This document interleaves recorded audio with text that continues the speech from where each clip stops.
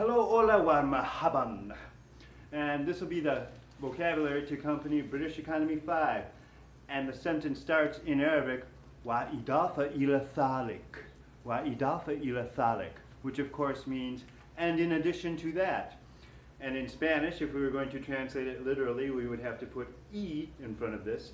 Y además de eso. Y además de eso. Now in Arabic, وَإِضَافَ إِلَى ذَلِكَ. ذَلِكَ. وَإِضَافَ. Idafa, this D is a very thick D, it's a full mouth D. Actually, it's a kind of D that we say in American English when we're making fun of somebody and calling them dumb. And we go, duh, duh. The tongue goes a little bit further out in the mouth and duh, duh.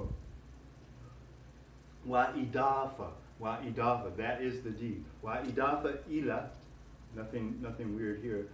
Thalik, now this is it in Arabic script. Wa'idafa ila thalik. Now the word thalik is not phonetic. It sounds like it should have an aleph here, which I'm sure it did a long time ago. It probably just disappeared, which happened with a few other words like hada, he, hada, he.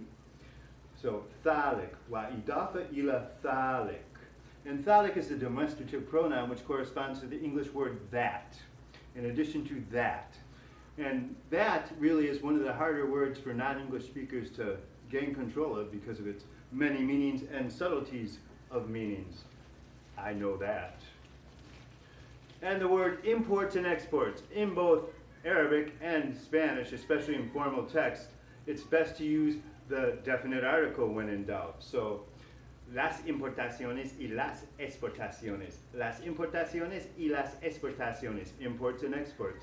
The letter X, for me personally, I just pronounce it like an S. Las exportaciones.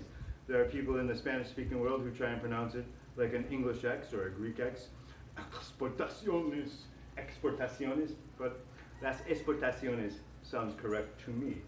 And in Arabic, el waridat wa الصدرات, with the definite article, الصدرات. And we know that the sad, letter sad here, is a sun letter, so we don't pronounce the L in the definite article.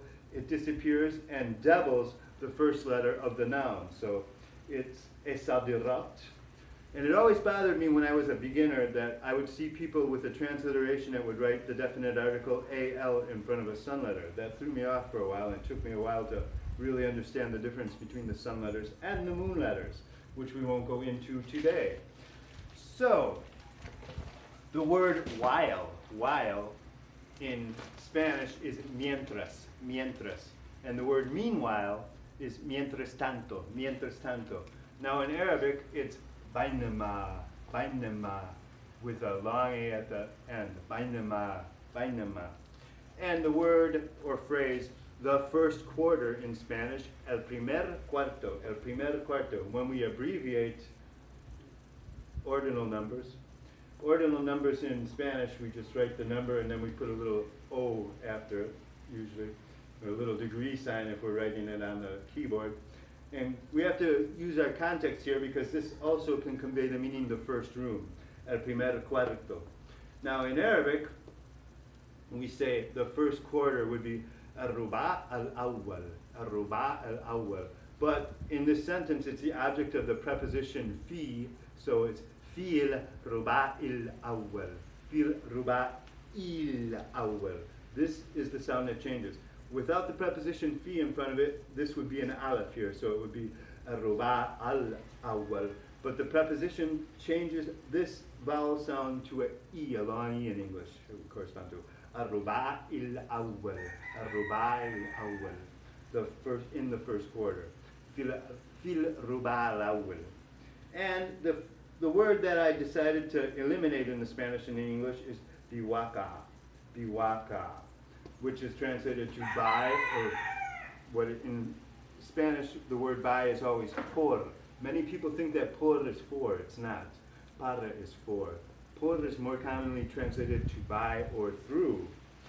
And I have heard this word used more frequently to start a phrase with the phrase fi waqa. And it's like saying in reality or in actuality, fi waqa, something like that.